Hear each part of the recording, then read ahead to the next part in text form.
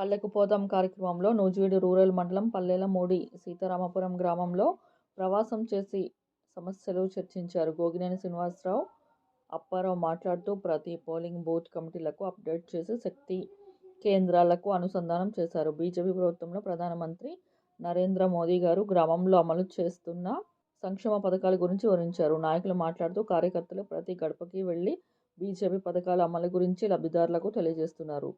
Eluru parliament నియోజకవర్గం సదా ప్రజాహితం కోరే శ్రీ గారపాటి చౌదరి గారి నాయకత్వంలో భారతీయ జనతా పార్టీ గెలిపించుకుని ప్రధాని నరేంద్ర మోదీ గారికి కానుక ఇవ్వాలని కోరారు. ఆగిరిపల్లి మండల అధ్యక్షులు కొవ్వలి బాబురావు మాట్లాడుతూ దళితుల అభివృద్ధి సంక్షేమం కోసం శ్రీ మోదీ గారు ఎన్నో పథకాలు ఇచ్చారు. మండల పార్టీ ఉపాధ్యక్షులు శ్రీ కన్నెగంటి సాంబశివరావు ప్రవాసీలను చక్కని అల్పాహారం ఏర్పాటు చేసి స్థానిక సమస్యలు తెలుసుకున్నారు.